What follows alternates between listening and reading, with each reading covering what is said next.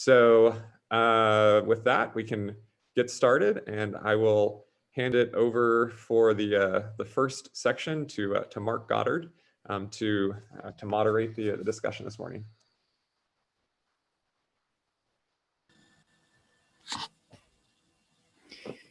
Well, hello everyone. Sorry, I've got one of these strange laptops that looks up your nose with the camera, so you haven't got the most flattering view of my face, but maybe if I look down like this, it's a little better. So today we're talking about networking and hardware automation. And for a little background about me, I've been working with OpenStack for about 6 years now.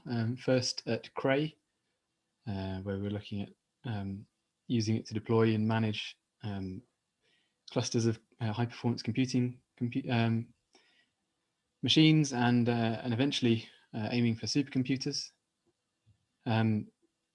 Moved on to Stack HPC after a couple of years, and since then I've been getting involved with lots of hands-on experience with real-world usage of OpenStack for scientific computing largely, although other environments as well. And that often entails bare metal, and wherever OpenStack goes, networking is sure to follow. So, so I guess that's perhaps how I ended up with this session. By no means not a network engineer, but I've certainly spent enough time with it to be familiar with a lot of these topics. Perhaps we could hear from some of the active speakers we've got today. I think we've got Beth Cohen, Chris Price, and 4 from China Mobile today. Maybe Beth, if you're on. Yes. Can you hear me? Yes, we can hear you.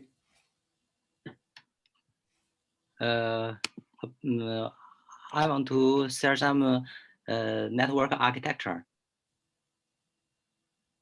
We're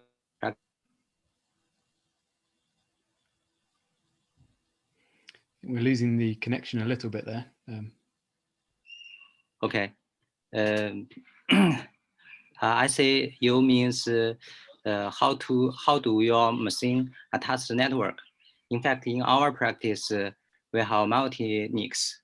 The NICs is divided into 4 groups. One is device management NIC. That means the BMC port. Another 3 is 3 group is 1 group for the business network card.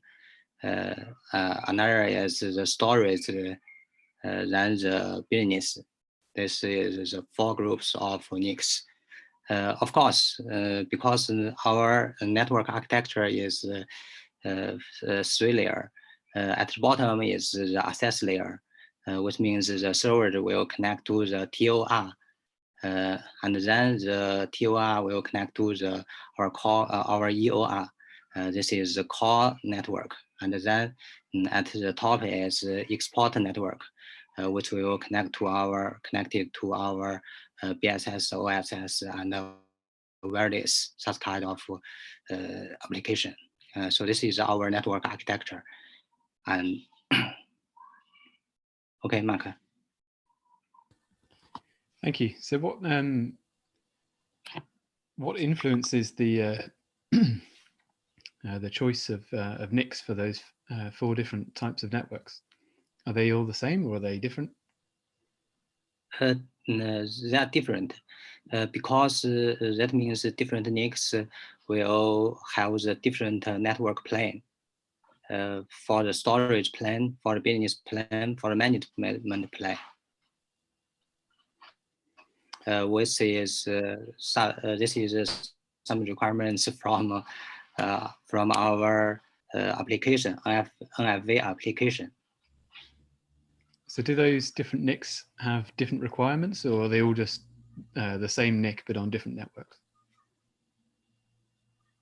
because sometimes our application needed different network plane is separated with others.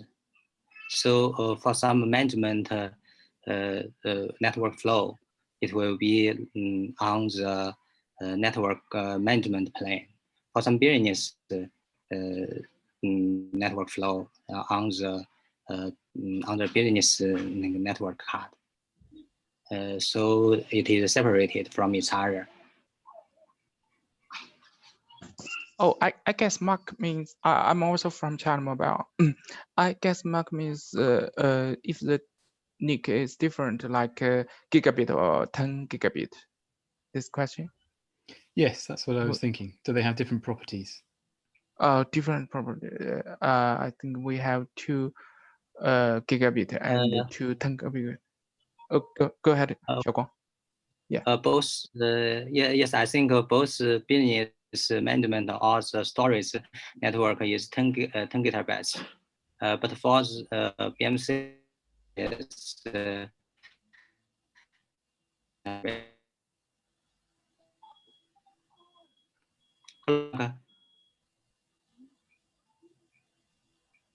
Can you get me point? Get my point? Yeah, maybe we can put it in chat, like 2 gigabit to 10 gigabit.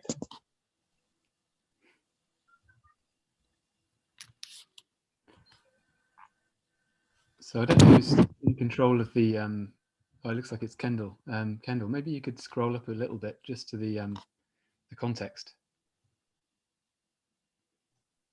So I put this in here at the beginning, just to kind of give some context to the discussion, and to get people thinking about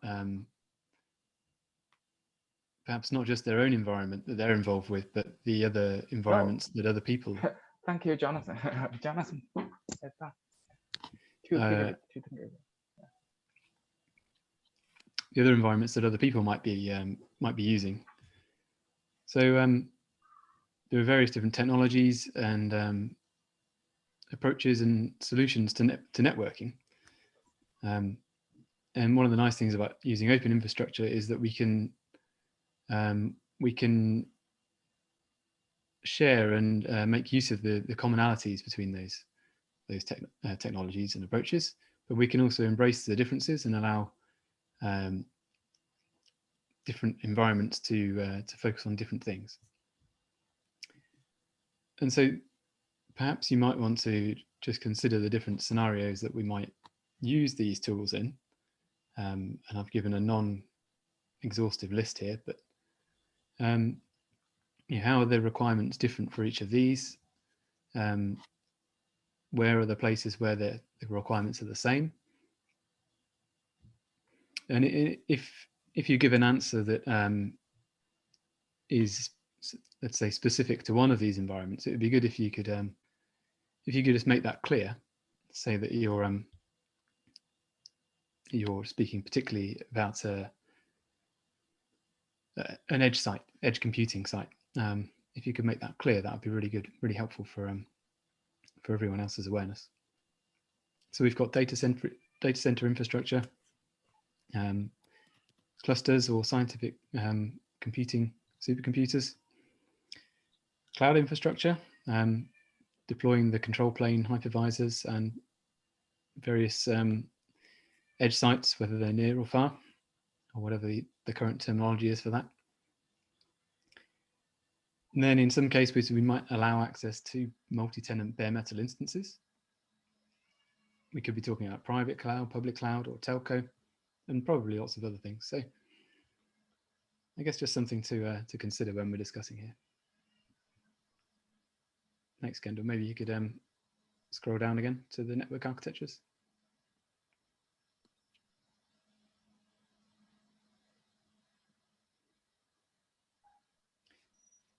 So this first topic here, server physical connectivity. How do your machines attach to the network? There are lots of different ways to do this, from the very simple to the more complicated. Does anyone just keep Yeah. it really simple and use a single NIC?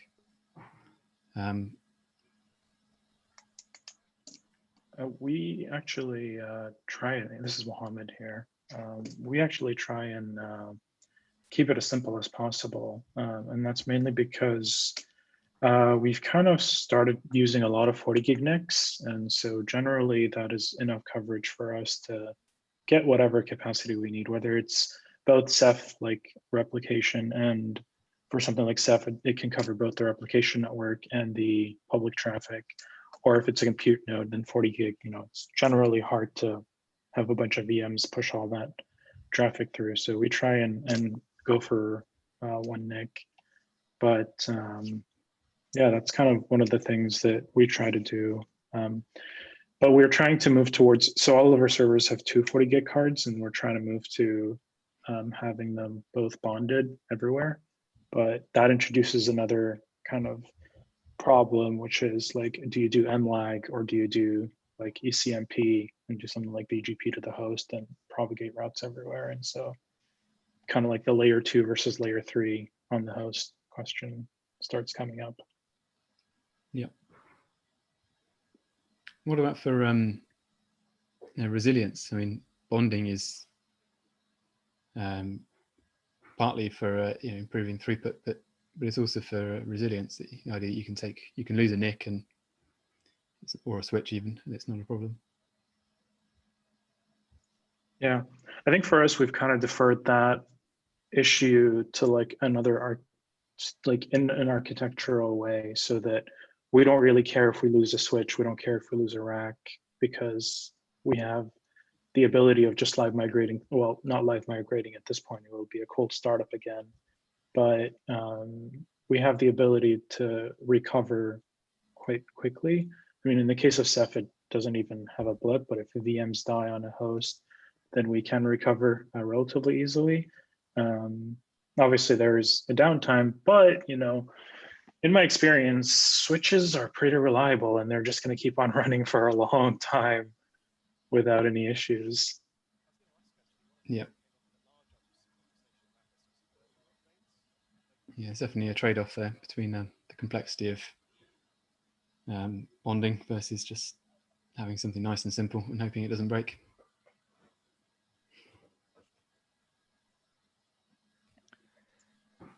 Yeah, maybe I can add a little bit to that discussion as well.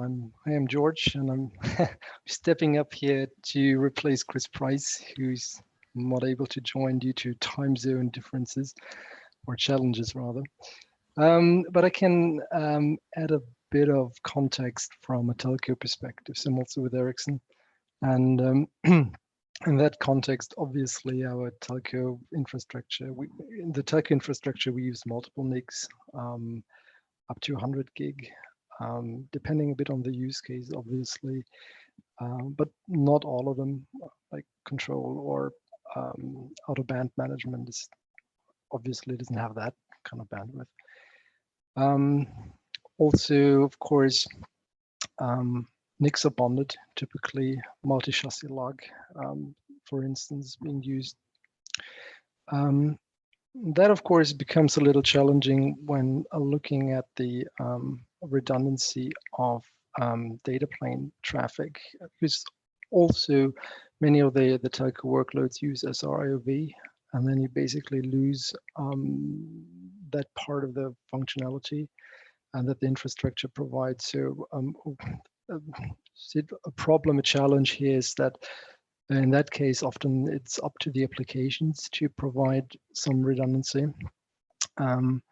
That's why, for instance, we're also looking very much into smart NICs to kind of get that functionality back into the infrastructure. But I guess we can talk about that in more detail then further down. Yep, just wanted to give a broad or a short overview of that from our perspective. Yeah, thank you.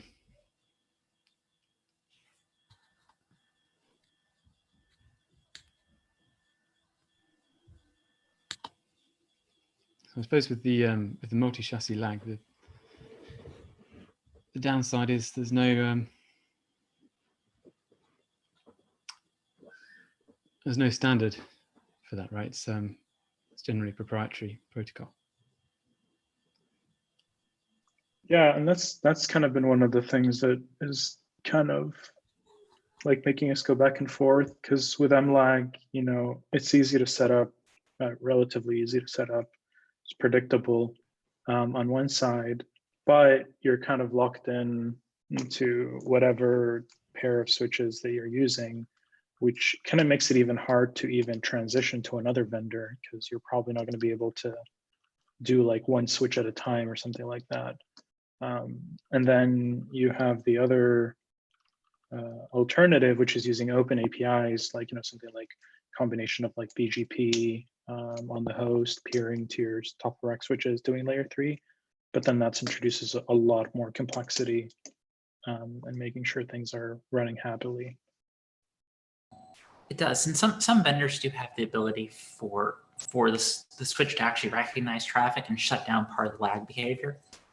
But even then, it's usually like, do I see an IP address and then I consider it good, or do I see LACP? And even things like iPixie can cause the switch to think that, hey, this thing's active. I can bring up the other link. Wait, no, all of a sudden everything dies for however many seconds the hold down is.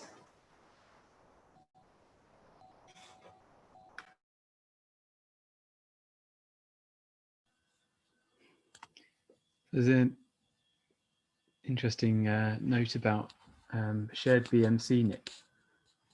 Is anyone using that? Is anyone sharing their sharing a port or NIC for a BMC? And sorry, I know some people do. There was one of the folks yesterday during one of the sessions made a comment that their BMCs don't support being on VLANs as part of the shared NIC. And that was one of the reasons why they hadn't gone to remote management of their machines. Yeah, we don't, at least we don't. And the main reason for that is we literally physically just don't want any of the BMC sitting anywhere on a network that's at all accessible by any of your hosts, because we're in a multi-tenant environment. So I'm assuming maybe this could work a little easier in a single tenant environment or be more okay, but in a multi-tenant, it's kind of a security hard no. We usually recommend against bonding the NIC to the primary, the BMC NIC. This is raw personal. It creates all sorts of funniness.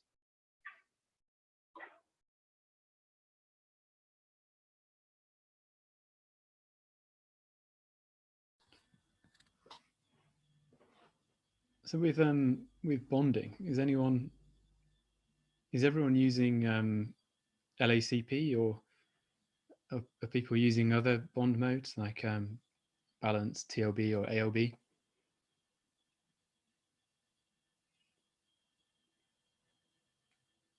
I've only personally ever heard of LACP, so I'd love to hear a bit more about the other ones you brought up. So the other two are quite interesting in that they don't require any configuration on the switch. I think they're bond mode 5 and 6.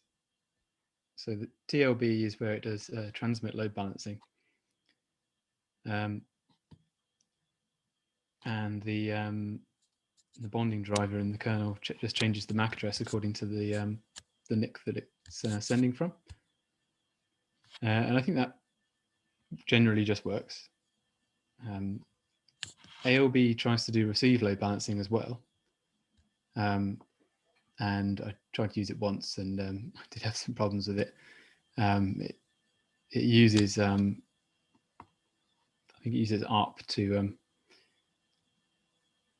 balance the responses to each NIC. So it's quite an interesting idea, and it's quite neat that you don't need to touch a switch. But it does have some issues. And I think as soon as you start adding things like VLANs on top, then it gets a bit unhappy. It's really designed for the IP stack to be able to send traffic back and forth.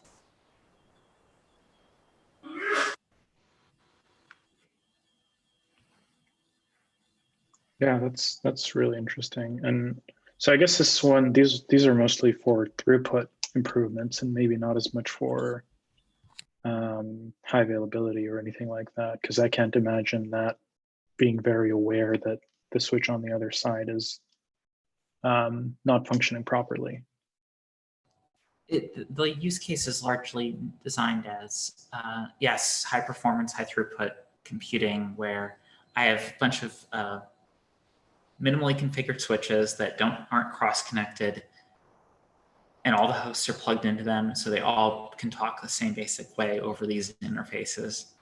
And it works. The problem that you start running into when you actually try and use this in some production environments is other operating systems, or even Linux, you have to like turn off RQ filter, because you end up in situations where the kernel will see different MAC for the same IP address and go, oh, something's wrong in the network. And it's not intentional, but it's just the way it's being perceived by other hosts.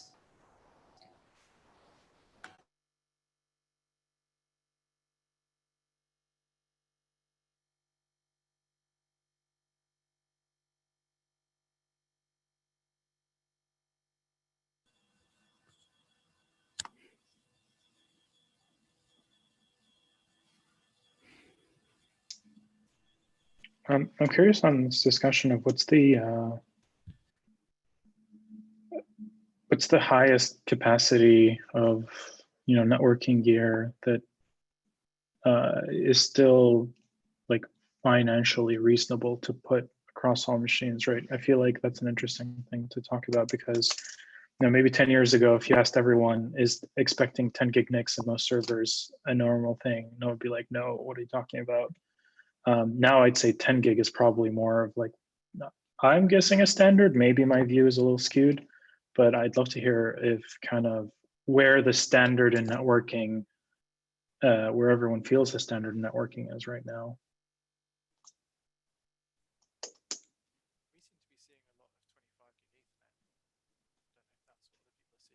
John, I think you need to turn up your microphone gain. Is that any better? Much better, thank you. Ah, perfect. That explains it. Yeah, I was saying we seem to be seeing quite a lot of 25 gig Ethernet. I think in part because there's 100 gig switches, means that you can have the fibers running at 100 gig. So you can have like 2 fibers going up if you want to, 100 gig. But then you have the breakout cables all doing 25 gig E. So when you've got a high density rack, you can basically just have one 100 gig switch at the top. I'm told the cost of that doesn't seem much of a premium on the 10 gig these days. But I don't know what they meant by much of a premium. I was just wondering if other people are seeing the same kind of thing. Yeah, I can definitely confirm that. Although I also have no clue about the costs, really. I can't say. It's telco equipment, so there's a premium anyway. Yeah.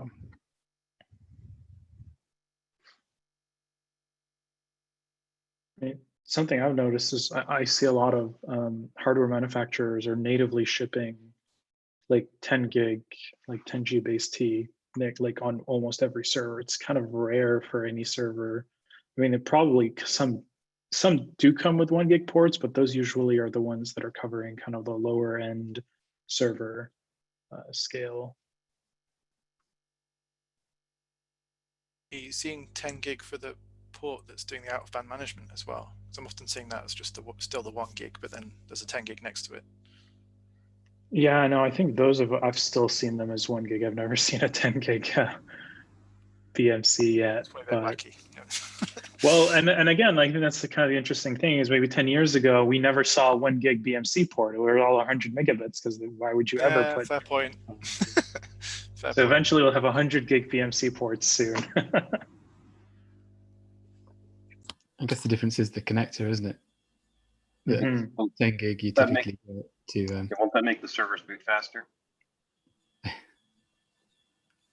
It'd be good for virtual media. Oh yeah. Send an image over to your BMC very quickly. As long as the BMC CPU can handle it. Yeah. I guess today's top-end Xeons are tomorrow's BMCs. I like the trend line. I had a use case. There's a break that's different than a little bit different because it's an edge use case, but worth adding to this list. What we do see a little bit of, this is nascent, but on edge devices, they don't have a lot of NICs. It's all built in. They do usually have Wi-Fi. And so the idea that you would create a redundant network between your hardwired with a preference for hardwired, and then be able to use the Wi-Fi network as a backup is an interesting use case from a redundancy perspective, because if a single NIC device goes off the network, you've lost it. But from an edge device, you don't want to put things on the Wi-Fi if you can avoid it. So there's an interesting, totally different NICs, potentially different IP addresses. I don't know. I'd have to work more on design for that, but it's worth including as a thing from an edge perspective on network redundancy, because most of those devices do have multiple NICs. They're just different protocols, different wired protocols. I think this is a crazy question, but can you Pixie over Wi-Fi? No. I'm guessing it's not. Wow. I guess maybe someone wants to do it. It's conceivable. It's just a DHCP is how the NIC responds. I just haven't seen anybody try. I have never tried it, but I've seen the settings inside laptops, especially.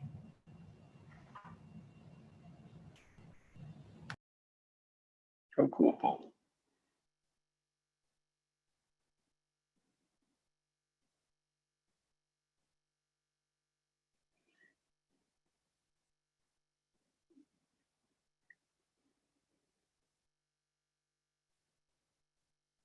Yeah, the edge thing was worth bringing up because I've actually seen some designs that intentionally don't have plugged Ethernet, but contact-based Ethernet. The Hive.io team is what I'm thinking of specifically. And the idea is if you lift that machine off its tower, then basically it and all the things above it in the tower lose wired connectivity and have to switch to Wi-Fi connectivity. And I think that pattern is going to be pretty typical. Can you repeat what you just said, the last part? Because I'm not sure I heard you. It sounded like sure. But in their design, they have boxes that stack, and then they use contact for power and wired Ethernet. Okay, that makes sense. And so if you lift the tower, then everything loses wired connectivity in the stack. And so their designs, I don't know how well it works, but their designs are you're going to fall back to Wi-Fi as the networking equivalent. I don't know if they built that as a hardwired thing and they play with it, or they'd have I suspect they have two different NICs. But that would raise heck with the accompanying stack and applications and things like that. So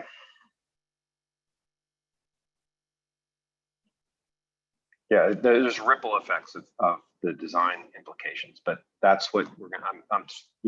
Pis or the Raspberry Pis, which we do play with a lot, are very similar, and so you have to think through how that all is going to work if you want it, if it's a requirement. Superglue also works to keep things connected to networks. I'm joking. Julia's laughing good. Or deny connectivity. I mean, security guys still occasionally say glue the USB ports. Tried and true.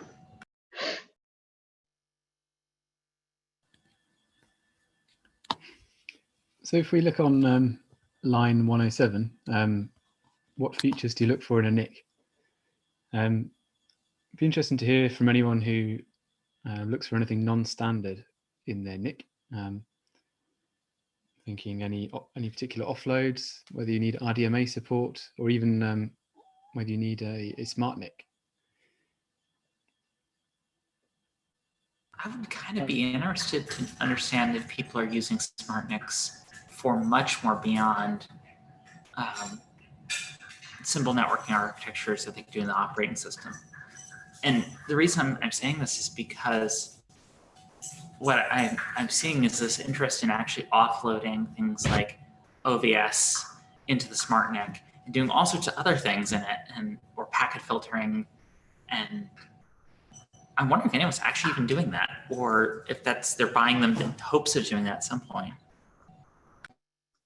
So I have a comment on that actually. So I'm working on a project right now, working with the new Connect X5 Millinux cards, which are 100 gig cards, which are really interesting because they only work on AMD hardware because they require PCI Express 4, which only works on the newer AMD hardware. That's the only thing that supports it.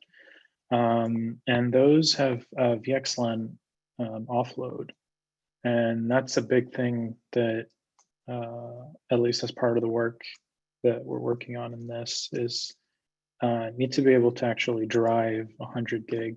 And there's no way that's going to happen with just a CPU on VXLAN. So the idea is using OpenStack and actually connecting those NICs to hardware VTEP switches that do VXLAN and pass the VNIs and talk across there. So it's bridging VXLAN networks inside switches to the VXLAN networks inside OpenStack and doing it over the 100 gig capacity. So this is like a in progress experimenting thing, but it's definitely like, I think, a use case that's going to start appearing more and more and more as we get more VXLAN users out there, I think. Mohammed, in this case, are you doing SRV with those ports as well? We haven't gotten that far yet. The hardware is still making its way here because these servers have a huge backload on them. But the plan is to kind of experiment and see how far we can push these things. I'm not sure though if we can still do SROV and VXLAN. We're doing it, so the answer is yes. Oh, that's very helpful. And I guess, but then I think you lose the security groups and all the other stuff that comes along with that.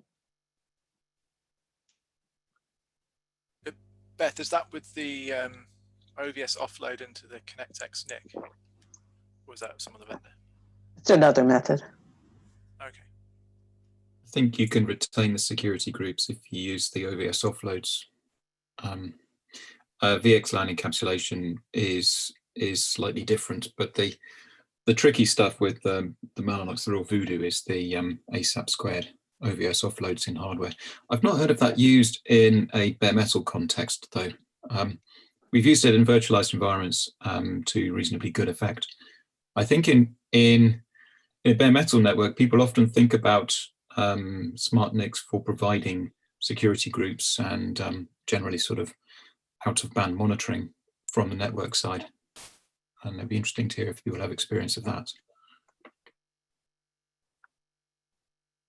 For lack of a better term, a poor man's Azure SmartNIC, like the ones that they had kind of documented, which I think they talked about how they work for them. Yeah, I guess so. Yeah, to be able to actually have some firewall rules injected from the control plane side into the NIC, rather than entirely trust the tenant and the bare metal network. It's an interesting way to do it. There's definitely been some discussion in the community of people doing that. The thing with SmartNICs that always scared me is that just the fact that many SmartNICs are designed so that the OS can override the NIC configuration. So at some point, your machine becomes your security vulnerability in those cases.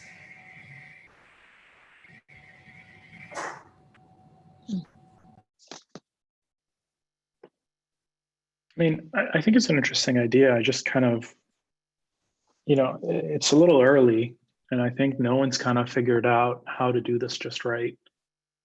And it's like, okay, well, what about security patching of all these smart NICs, and how do you make sure no one actually flashes the firmware on that smart NIC and changes it to start trunking like all the VLANs or whatever into that physical host or things like that.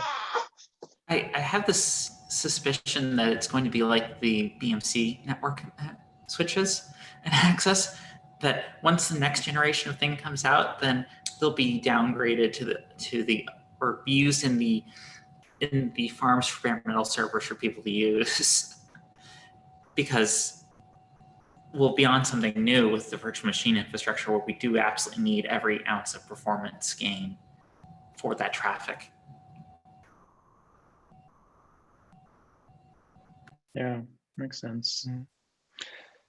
Yeah, we're certainly looking into various different types of smart NICs, but it's not like in production yet. But how to build the infrastructure really? All the discussion items just mentioned, do we start with just the simple smart NIC functionality, so to say, that provides SIOV-like performance and some additional features like bonding and so on?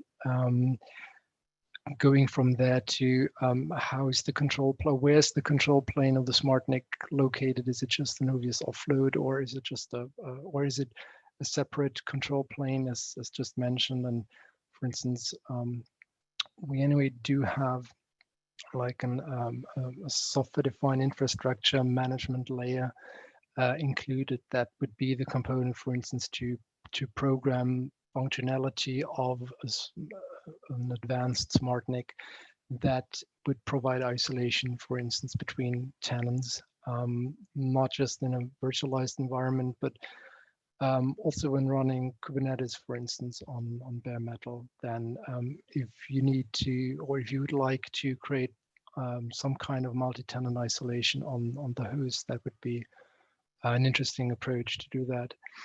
And yeah, so a couple of things ongoing in that area, really. So we have a couple of prototyping things going on. So I think we've had some really good discussion on the server physical connectivity side of things. It's probably a good point to move on to other topics. So next up, we've got logical connectivity, and I suppose this is how your machines are connected up to a logical network, whether that's a VLAN, VXLAN, or a flat network, whether they're given routed access to a network via PGMP or something like that, as Mohammed mentioned earlier. And I think an interesting question on this topic is IPv6. That old, it's always there in the background looming. You're either doing it and complaining that why isn't everyone doing this, or you're scared to try, or perhaps somewhere in the middle. But has anyone tried this with bare metal and found that there are problems? I guess with Ironic or with other tools.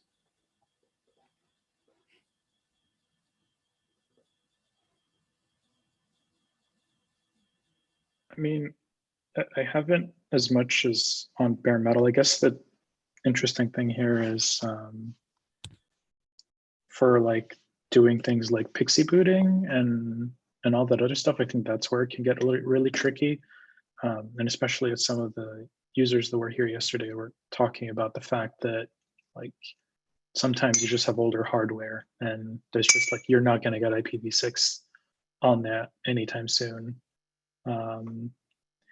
So I think that's the tricky part on the bare metal side.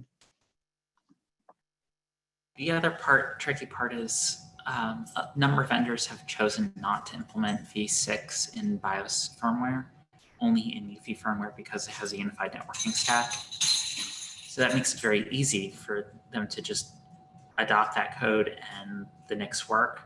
The major difference also between the two is Pixie operations for IPv4 had lots of different fields that were required, and the mechanics are drastically different for Pixie operations with v6, where it's one field. But you have to take multiple steps to get to that field. So I see an interesting comment from China Mobile. From 2019, new projects are only allowed to use IPv6. I'm sure you've got some interesting stories about things that got in your way and seemed like you couldn't solve them, or were there any interesting problems that you had to fix to get to that point?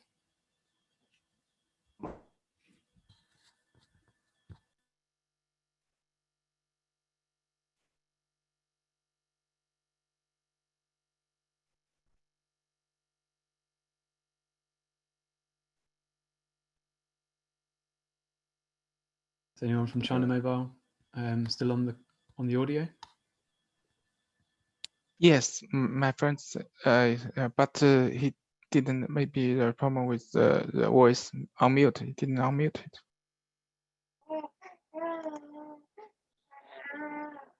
Okay.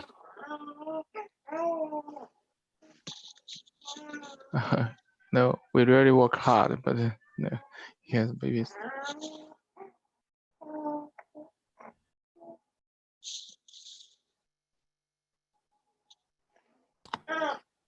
Is anyone else being restricted to IPv6 only? No, we're not, but you know, we use it internally, but most of our customers are having, you know, they're not using it, and they're whine when they ask for IP addresses and we can't get them to them. Yeah, Go ahead. We pushed a lot for continuing to do it. Our biggest challenge is a lot of the access to our systems is we do a lot of like zero trust off, and so we don't really use to use VPNs for much. But now the struggle is because we're mostly remote, not everybody has access to IPv6, and so they end up having to get like a tunnel up somewhere just to get IPv6 connectivity to access systems, which starts to kind of get a little frustrating. And so that's one of the things that we found kind of annoying and difficult. Also, we found that it's really important to have really, really good DNS infrastructure if you're going to do IPv6, because you're not going to be remembering those IP addresses at all. And so that's one of those things we had to kind of improve and make sure we have good DNS infrastructure.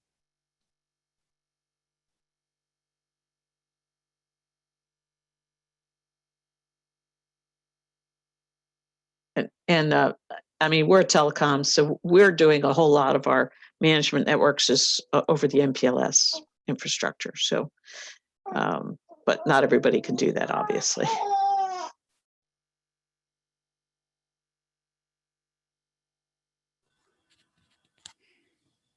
Is anyone using VXLAN with bare metal?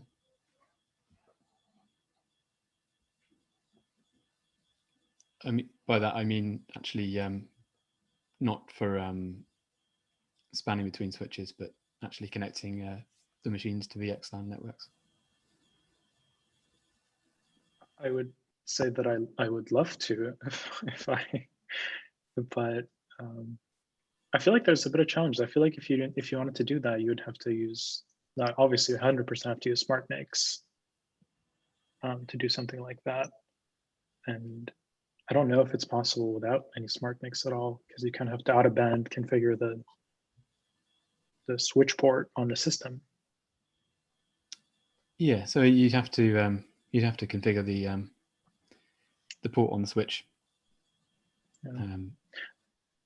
as a VXLAN terminated endpoint. Yeah.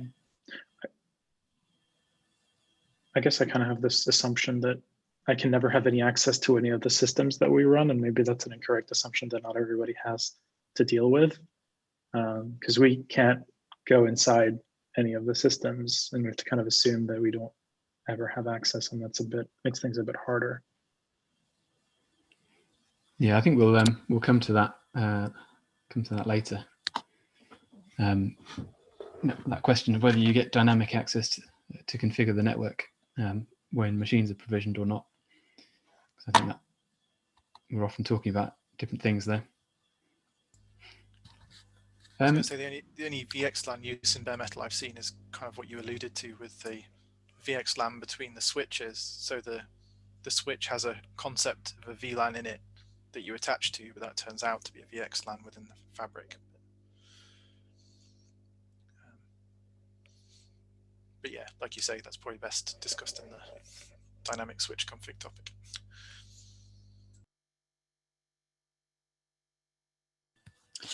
Okay, might be a good time to end the poll and take a look at the results.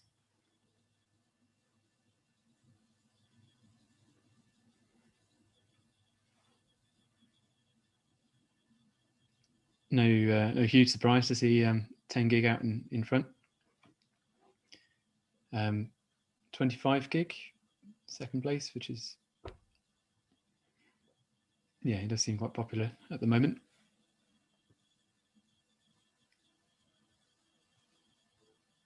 Still some people with 1 gig.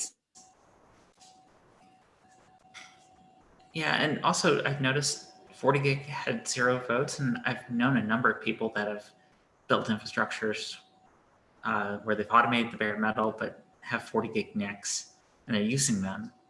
So it seems a little weird. I guess maybe it's only certain groups of deployments that people are doing that.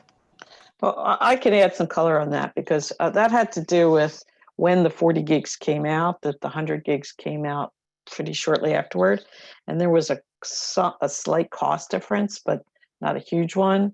So we ended up having very little 40 gig because we just jumped from 10 to 100. So that may account for why there's some out there. Certainly we have some, but mostly we just said, yeah, to hell with it. We'll just go to the hundreds because I think there was only like a 6 month or a year difference between when the 40s came out and when the hundreds followed.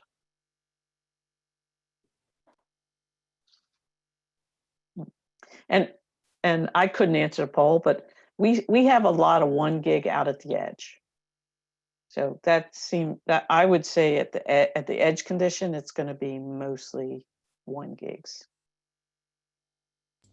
Is that a cost thing or just the link to it's so small that you may as well use 1 gig anyway? Yeah, it has to do with the link. We do have customers asking for 10, but they're usually in a data center. So, but yeah, for the most part, out at the it's if the connections are only 100 meg, there's no point in putting in a 10 gig NIC in there. Cool, that makes total sense. So I'm aware we're getting through the time, and we've got 25 minutes left in this session. Still quite a few topics to cover, so maybe we should cherry pick something rather than going through. Is there anything in this list that anyone would like to talk about in particular? Tempted to jump to that dynamic networking configuration thing because it came up. Yeah, so that's line 229. Yeah. I think that's a good topic.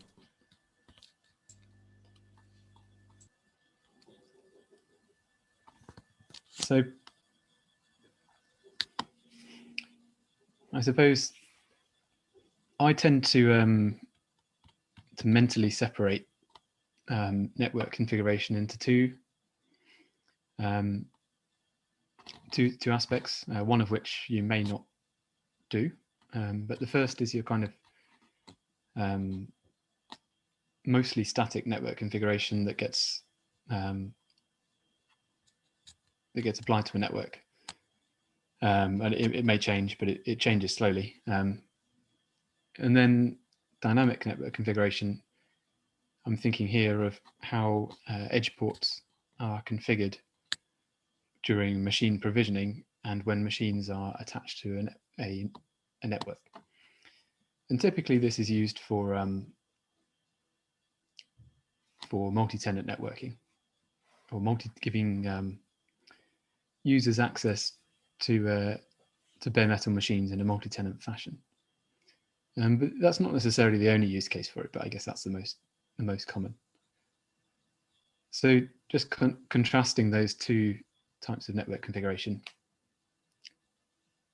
I guess, does anyone think about this differently, or have I got that wrong?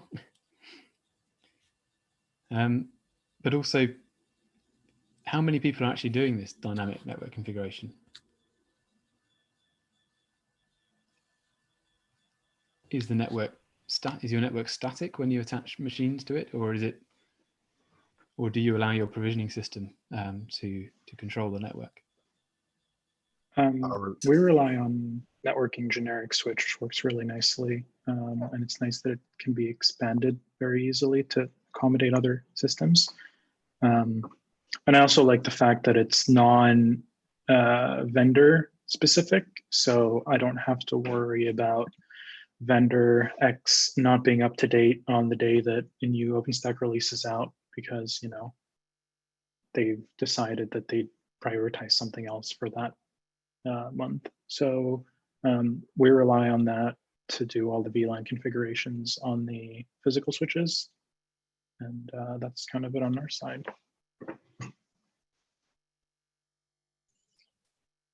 I know some users of hyperconverged hardware solutions where there are virtual NICs that the backplane's supplying do end up needing to use some sort of ML2 driver.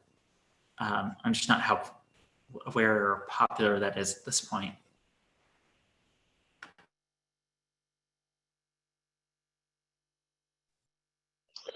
And our environment doesn't do any dynamic network configuration. It's just there's a whole other system that the network team has built to manage switches.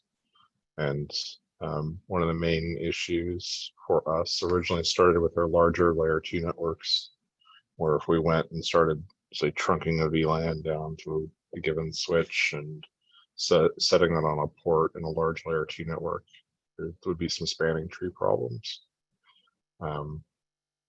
Then layer 3, it's kind of the same deal. We have a very large, even a layer 3 network. If we add a new subnet to a top of rack switch, that is like a routing topology change across the whole network core. And so there's a lot of risks that come with that. So those we only add during maintenance windows.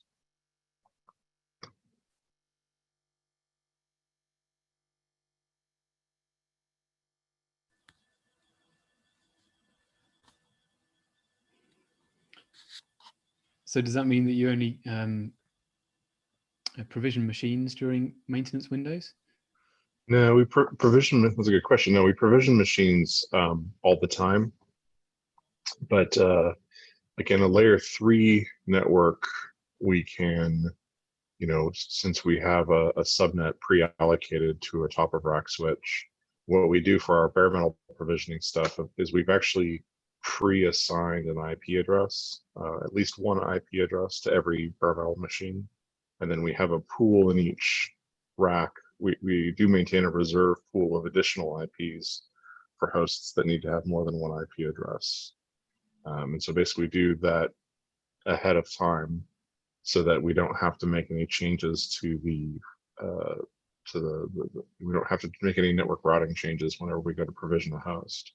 It also means that for bare metal, like at our scale, practically speaking right now, something like a separate provisioning network is not possible. So I guess that means your network setup is pretty static, and that a machine is tied to an IP. It can't suddenly move to a different logical network. Yeah, eventually we may be able to do something like move it to a different network, but that's only if we've already allocated that separate network in that rack. And there's, even in like a layer 3 like leaf and spine network, there's still a limited number of subnets that you can allocate to a given rack. And so really it's like you can do it, you just have to know ahead of time that you need that you need the extra subnet associated with that rack. You Right. can't do it. You can't add that subnet to that rack like in that moment.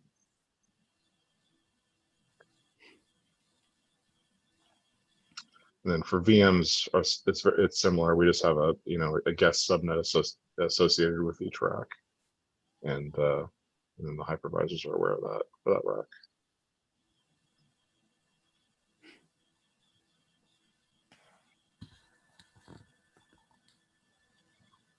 I think I heard someone trying to speak. Was it John?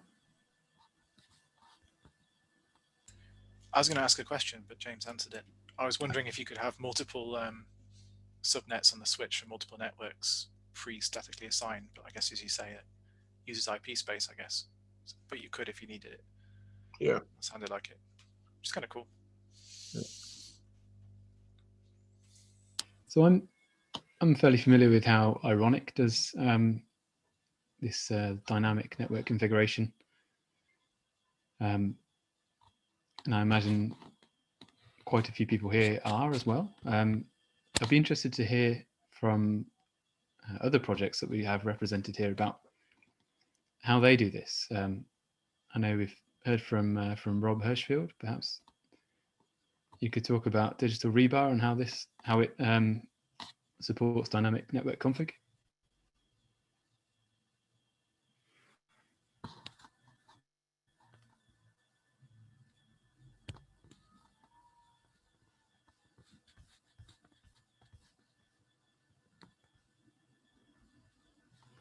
Maybe he's not on the call anymore.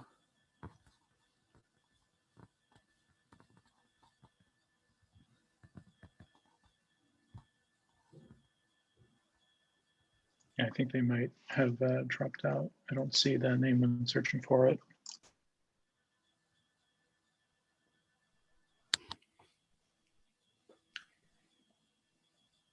Is there anyone else that allows Ironic or some other provisioning system to manage their network in any way?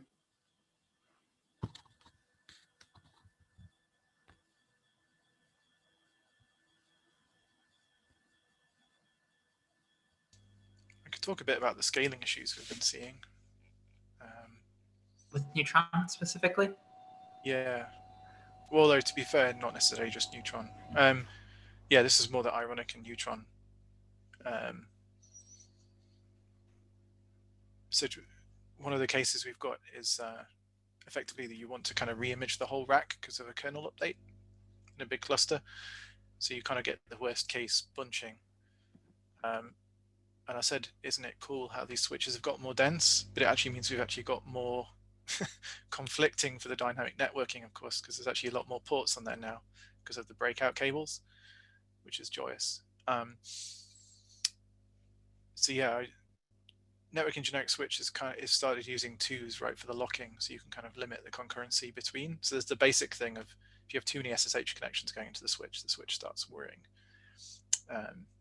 Well, switches no, right, and you get timeouts as well. So you do have to tweak your timeout so that the port binding request can take a while. But I was wondering if other people are seeing this and have had ways around it. So the funny thing is that we actually see this same sort of issue in CI for Ironic today, and the issue basically is that Neutron can take a little while to bind ports, and if you bump the timeout that we just by default wait, you kind of avoid it and you don't see it. But ultimately the solution is to support callbacks from Neutron, and or have a non-Neutron driver, network driver doing the port orchestration, which is something I would love to see. I've not been able to build critical mass around building another networking driver. Yeah. I mean, and mainly just mainly my thought was around that was just, let's maybe approach it from we're just doing this physical fabric configuration. We don't need IP addressing kind of thing, but.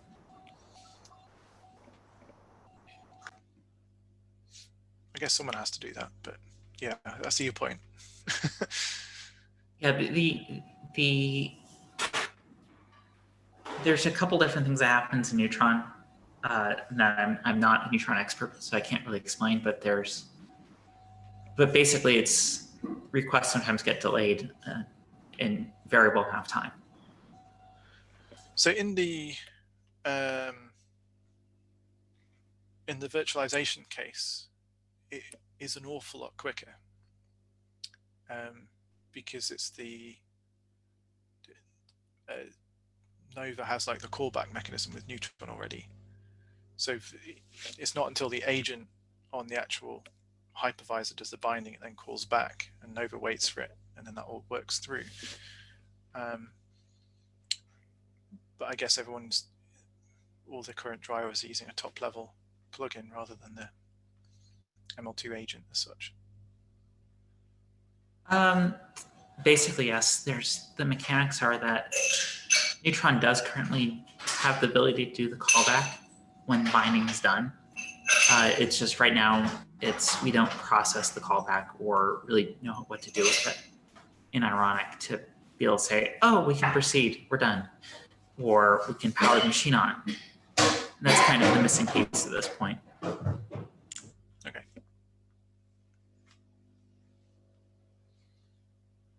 Maybe no one else is having this problem. As I said, I see it in CI at least a couple times a week.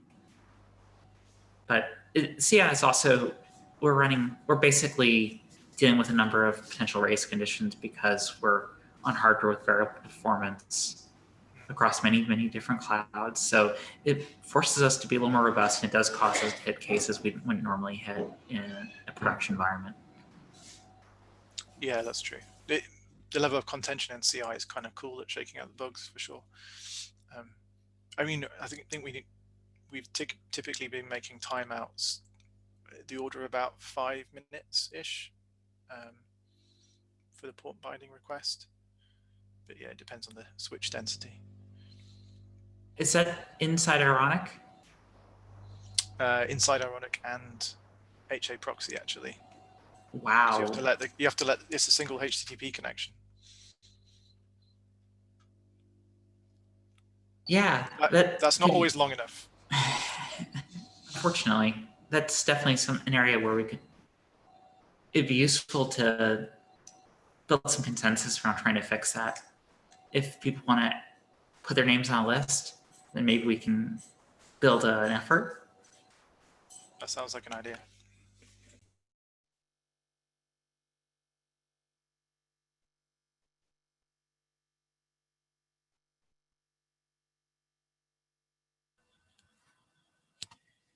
Is there anyone from China Mobile available to talk about this comment on line 224? Oh, yes. My colleague is here, and this is Ziqiang from China Mobile. I tried to connect my colleague, Yan Han. He's online. Yeah. Hi, Han.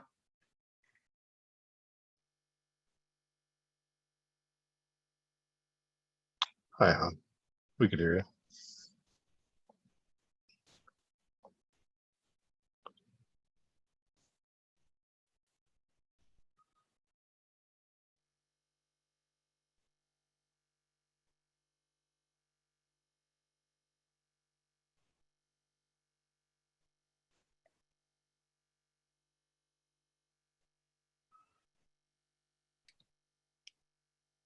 Let's see if Hello, can you hear me? Oh, hello. Hello, I come from China Mobile. I'm Xiao Guang. For the automation, for the network automation, I will give you some introduction about the China Mobile's practice. Now we do some network configuration, initial configuration for our network device.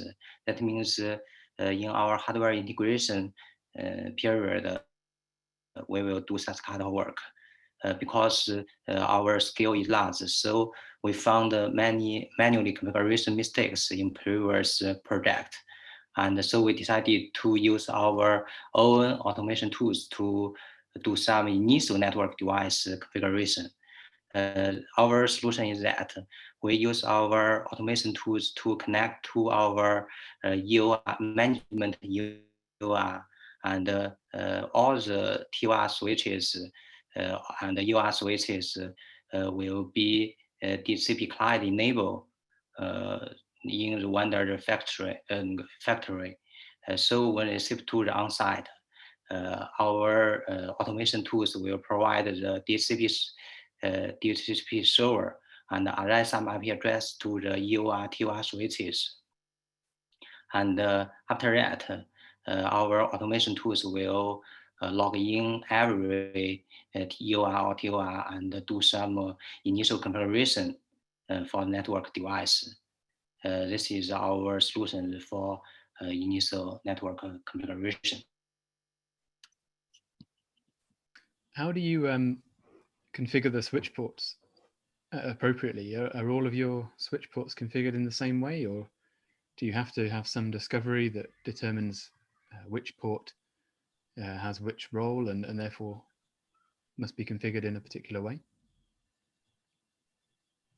Because we have some low-level design data for every switch. For example, how to configure EOR switch or the TOR switch. We have the design data. So when we log in every switches, we may do some comparison according to our low-level design. For every port, for example, some VLAN information, STP, LLDP, such kind of comparison.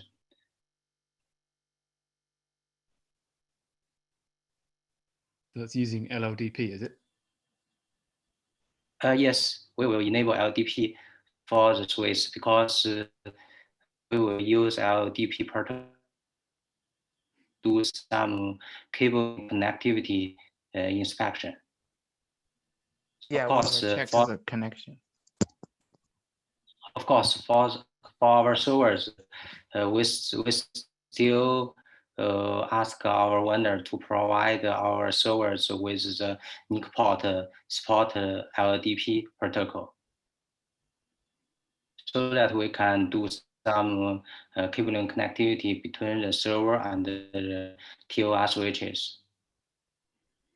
Do you have any way to verify that the servers are connected up as you would expect them to be? Pardon? Yes, we have. Oh, sorry. Yeah, I guess he asked the question is if how can we know the server is up? Yes, we have. First, we should push OS means on the server's RAM, and the servers will up. Then in the OS we will enable the LLDP so that we can do this verification. But we have another solutions, which means we can do the connectivity verification. No need OS. That means we ask Intel and the Mellanox. They will provide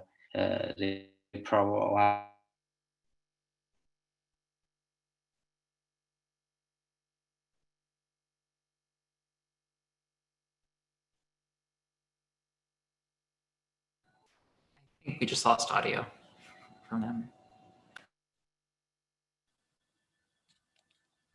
Yeah, let's see if they come back.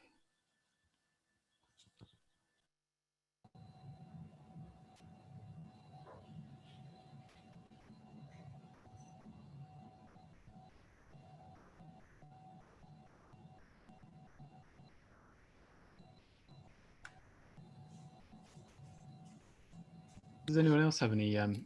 Hello, Mark. Can you hear me? Yes. Hello. Oh, okay. Sorry, my phone just now has some problem. That's okay. Here I will add comments for the network automation. Great, thank you. Does anyone else have any particular tricks that they use for discovering the topology of the network and validating that it meets their expectations? It's hard to say that it's a trick. There's typically in the infrastructure that we sell from our side, there's a proprietary component to that.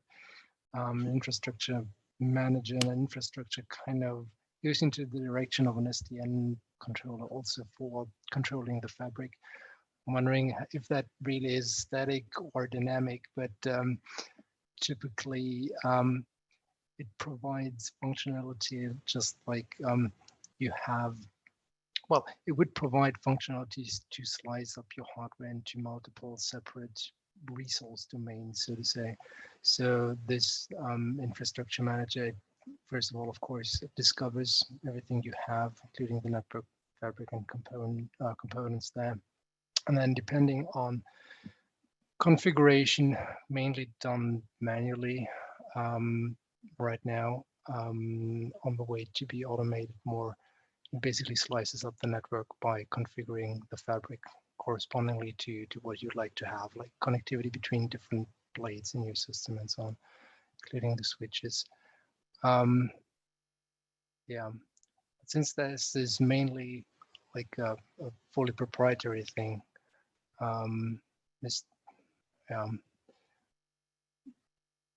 that's just basically what we use right now. It's not much, I'd say, connection to an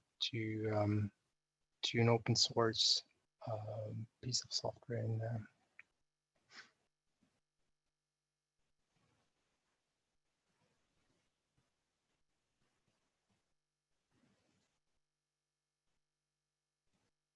So we're getting pretty close to the end, but maybe just to finish on a slightly more exotic topic.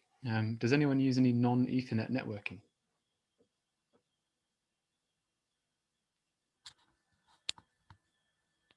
I'm thinking InfiniBand. I do know people have deployed clusters using that exclusively. I don't think they're on, and I think they're in a time zone that, or at least I know the one person that I could probably call on if they were here, they're in a time zone where this doesn't work for them. Is that Jacob Anders? It is actually. But I remember when I was at HP years ago, we had a number of folks doing InfiniBand. So this is line 204. I'm curious, you said +1 for OmniPath. It's me, Gunthor. We use OmniPath fabrics.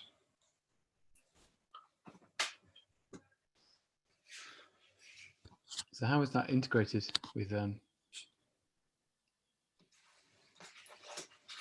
you dynamically configuring OmniPath? We are doing it dynamically. So current implementation is basically taking the configuration of the switch port of the ironic nodes and applying that to the vFabric, so it's kind of doing a one-to-one mapping. But we have been, testing the new drivers from Intel, which it's basically its own separate ML2 driver for OmniPath. Is that the networking OmniPath driver? Yeah. But basically in production, we are doing this kind of one-to-one mapping, creating vFabrics based on the ports as they are defined by the network generic switch. Is that giving you different partitions for different users? Yeah, basically. And does it work well? Yeah.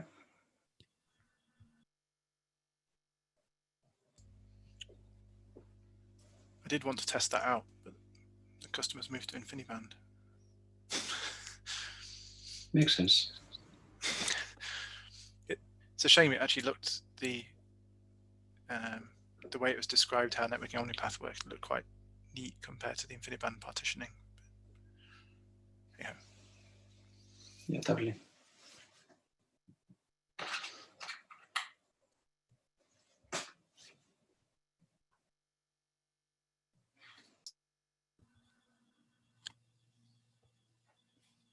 Is anyone doing partitioning with InfiniBand?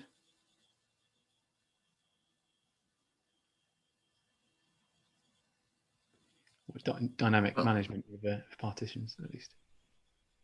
Well, Jacob was, or did.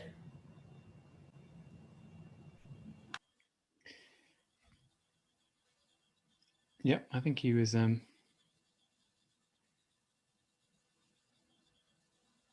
booting over InfiniBand, wasn't he? He was. He was. I think I guess he was setting the machines to a specific partition and then doing network booting inside that partition, like one does with a provisioning network. Yeah. So we've done it before, but always with an Ethernet network as well, and just use Ethernet for provisioning.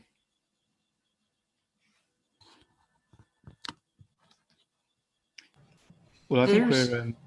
I was going to say there are some other folks that do it because occasionally they come in saying, "Hey, this isn't working as we expected," but it's definitely a more exotic technology than Ethernet, so people don't tend to use it as much. Yeah, that's for sure.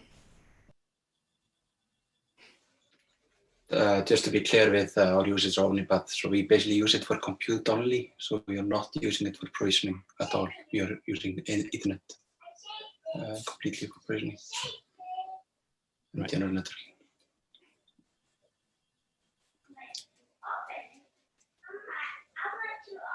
Okay, well, I think we're out of time, but like Ashley's going to say the same. So. I hate to cut off the great conversation, but yeah, let's take a quick break and jump back in about 6 or 8 minutes. So we'll see everybody back here at, well, it's 9:35 my time, but 35 past the hour for everybody else.